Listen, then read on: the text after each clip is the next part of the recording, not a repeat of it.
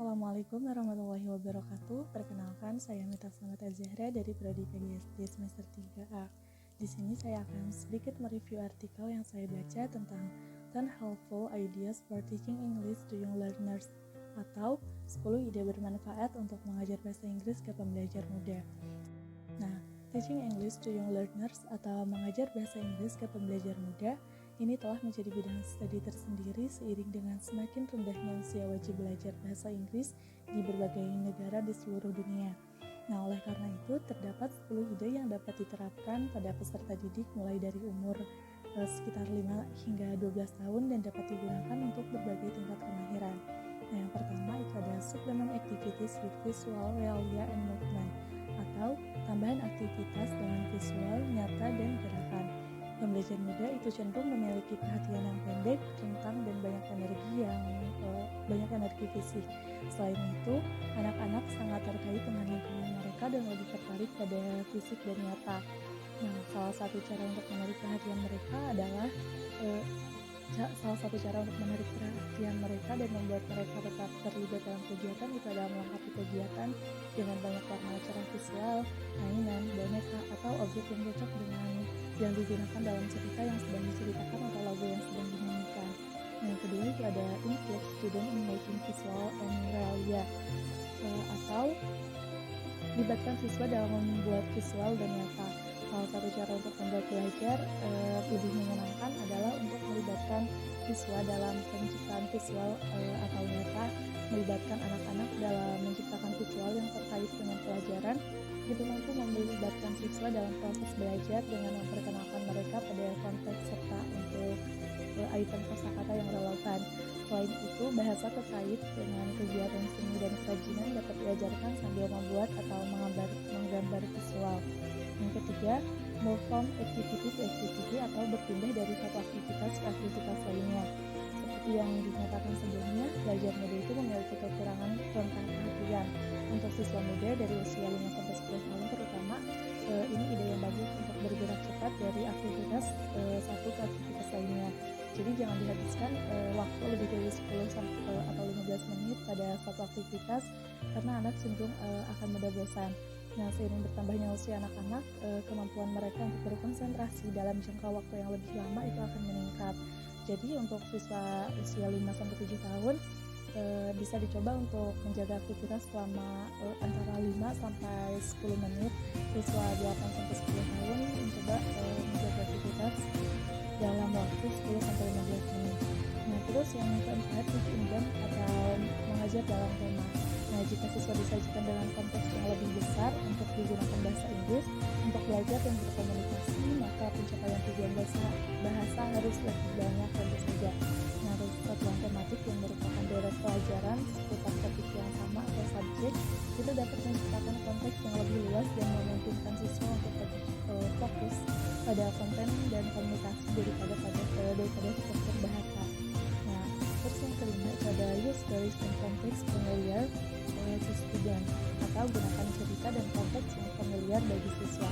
Nah, saat memilih bahan atau tema yang akan digunakan, penting bagi kita untuk menemukan yang sesuai untuk siswa berdasarkan kemampuan bahasa dan apa yang menarik untuk mereka. Karena pembelajar muda, khususnya dari young learner, baru mulai mempelajari konten dan cerita itu dalam bahasa ibu mereka di sekolah dan masih berkembang secara kognitif. Nah, mereka mungkin memiliki keterbatasan pengetahuan dan pengalaman dalam dunia. Ini berarti bahwa konteks yang kita gunakan saat mengajar bahasa Inggris yang mungkin merupakan bahasa yang benar-benar baru dan asing bagi mereka itu menjadi konteks yang akrab bagi mereka gitu. Nah, guru bisa mengambil cerita favorit di bahasa pertama dan diterjemahkan ke dalam bahasa Inggris untuk siswa atau bahkan mengajarkan bahasa berdasarkan situasi yang terdapat di lingkungan setempat, apalagi jika bahan-bahannya itu telah digambarkan oleh guru-gurunya. Nah, terus yang ke-6 yang selanjutnya itu ada establish classroom routines in English, atau tetapkan rutinitas kelas dalam bahasa Inggris. Nah, pembelajar muda ini berfungsi dengan baik dalam sebuah lingkungan terstruktur dan nikmati pengulangan rutinitas dan aktivitas tertentu. Nah, memiliki dasar rutinitas di kelas itu dapat membantu mengelola pelajar muda. Misalnya, Untuk mendapatkan perhatian siswa sebelum membaca cerita atau mendapatkannya untuk menenangkan diri sebelum melakukan suatu kegiatan, guru dapat bertepuk tangan irama pendek dan meminta siswanya untuk mengulanginya. Nah, setelah siswa tenang, guru dapat memulai pelajaran dengan menyanyikan lagu pendek atau lagu-lagu yang akrab dengan siswa seperti lagu alfabet atau lagu-lagu pendek lainnya. Nah, terus yang ketujuh itu use first language as resource when necessary, atau gunakan bahasa pertama sebagai sumber daya bila diperlukan. Nah, karena banyak penafsiran yang beragam tentang pendekatan komunikatif mencoba untuk menegakkan aturan hanya bahasa Inggris. Nah, terkadang guru itu kayak merasa bad mood gitu ketika mereka menggunakan bahasa pertama. Nah, guru hari ini adalah sebagian besar didorong untuk mengajar bahasa Inggris melalui bahasa Inggris, terutama pada usia yang lebih muda. Satu alasannya adalah untuk memberikan siswa paparan maksimal untuk bahasa Inggris. Mengapa tidak menggunakan bahasa pertama? Ini adalah salah satu cara cepat dan mudah untuk membuat yang sulit ekspresi seperti ada suatu waktu itu dapat dipahami.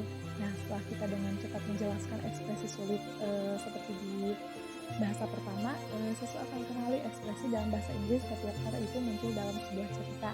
Nah, penting dalam keputusan untuk menggunakan bahasa pertama untuk menerjemahkan bahasa baru dengan hati-hati, mendefinisikan tujuan bahasa untuk kegiatan tersebut. Nah, terus kemudian yang kedelapan itu bring in helpers from the community, atau bawa pembantu dari komunitas.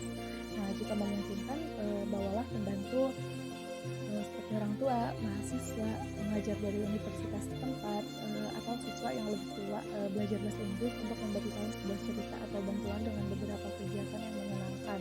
Nah, berkolaborasi dengan orang lain yang sedang belajar bahasa Inggris, belajar menjadi guru bahasa Inggris atau yang berbicara bahasa Inggris dengan baik untuk memperluas komunitas belajar bahasa Inggris. Yang memiliki seseorang yang baru dan menarik ketika mendongeng itu dapat membantu siswa lebih bersemangat dalam belajarnya. Nah, terus yang ke-9 ada collaborate with other teachers in your school, atau berkolaborasi dengan guru lain di sekolah. Nah, seperti yang disebutkan dalam poin keempat, ajarkan dalam tema, itu ada ini berguna ya untuk mengetahui apa yang dipelajari siswa di kelas mereka yang lain yang dalam bahasa ibu mereka. Berkolaborasi dengan guru lain di sekolah, kita di sekolah kita itu untuk membuat pengalaman belajar lebih kaya bagi siswa. Hubungkan pelajaran kita ke topik kegiatan dan cerita siswa dalam belajar bahasa ibu mereka dengan perencanaan unit tematik terkait yang paralel dengan pembelajaran mata pelajaran lain, karena siswa belajar bahasa itu lebih baik ketika terhubung dengan bahasa asli di kehidupan sehari-harinya. Nah, itu adalah ide yang baik untuk mempertimbangkan apalagi mereka sedang belajar di hari sekolah. Terus yang ke-10 itu ada communicate with others, teaching English to young learners profesional, atau berkomunikasi dengan profesional teaching English to young learners lainnya.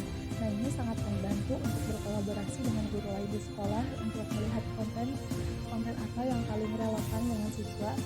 Itu juga penting untuk tetap berhubungan dengan yang lain, dengan yang profesional teaching English to young learners lainnya, baik di area lokal ataupun internasional. Nah, melakukannya melalui lokal dan organisasi profesi internasional, program and service, atau kursus pendidikan guru khusus seperti kursus teaching English to young learners online membantu kita itu tetap mengikuti tren di bidangnya. Yang terpenting tetap berhubungan dengan profesional teaching English to young learners lainnya, membantu menjaga kelas kita segar dengan ide-ide baru, dan kolaborasi dapat membantu membangun ide-ide baru dan solusi untuk masalah-masalah umum lainnya. Nah, mungkin sekian review artikel yang bisa saya sampaikan. Mohon maaf atas segala kesalahan dan kekurangannya. Ditutup. Wassalamualaikum warahmatullahi wabarakatuh.